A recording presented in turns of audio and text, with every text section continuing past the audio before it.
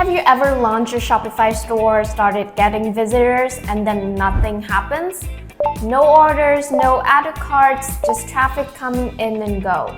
At that point, a lot of people start blaming Shopify, or they assume that the product just isn't good enough. But in reality, when your Shopify store isn't selling, it's never because of one big mistake.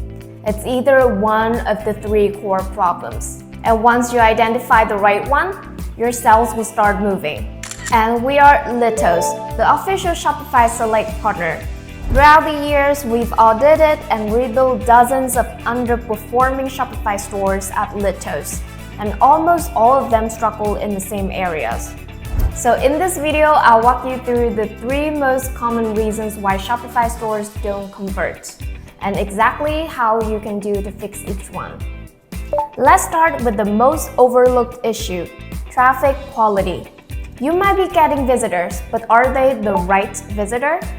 If your ad are too broad, if your content attracts people outside of your niche, or if your traffic comes from regions you don't even ship to, those visitors were never planning to buy in the first place. And no product page in the world can fix that. So, what should you do in this situation? First, narrow down your targeting. For example, if you're running paid ads, avoid stacking too many interests. Instead, focus on specific behaviors or purchase intent signals. Second, prioritize high-intent channels. Traffic from search, where people are actively looking for a product like yours, usually converts much better than casual social browsing. Finally, check your Shopify analytics. Look at sections by referrer, bounce rate by channel, and geographic location. Over time, you'll see which channels bring people who actually explore your store and which ones just inflate your visitor count. If your traffic isn't qualified, fix that first, because conversion optimization doesn't matter if the wrong audience is walking in the door. Secondly, you have to notice the offer strength. Now, let's assume that the right people are visiting. They're interested, but they're still not buying. This is where most stores struggle. Within the first few seconds of landing on your product page, the customer should immediately understand what this product is, who it's for, and why it's better than other brands. If these are not immediately clear, they will simply leave your site. Strong product pages usually do these 3 things well. They show the product clearly, ideally with high-quality images of the product in use. They communicate the main benefit instantly, and they reduce doubt with things like reviews, guarantees, and clear policies. Let's look at the brand like Albert's. As you can see on the screen, their product page makes the value of the product clear almost immediately.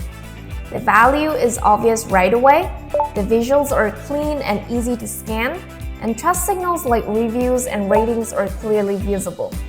So within just a few seconds, a new visitor can understand almost all important information of their product already. Then, we have a more important thing. The offer feels safe.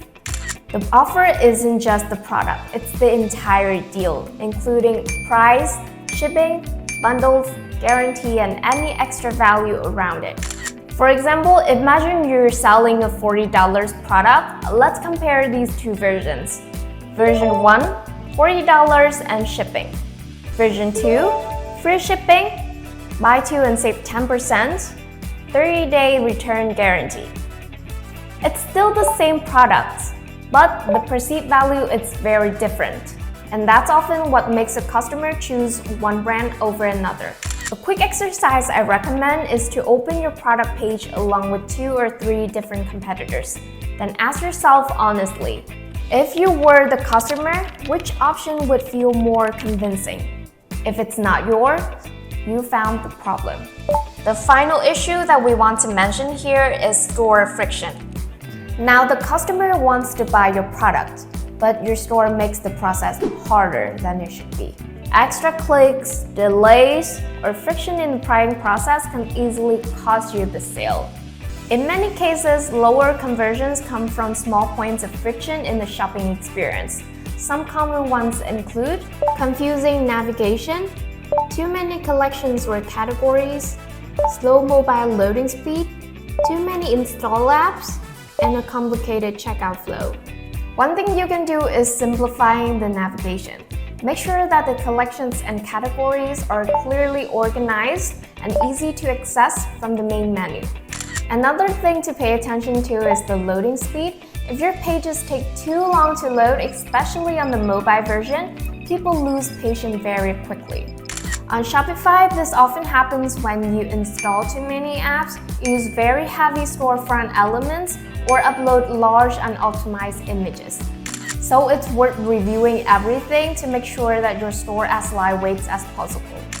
And finally, there's the checkout experience. An easy way to evaluate this is to directly go through the checkout like a customer and ask, is the process smooth? Is everything clear and easy to understand?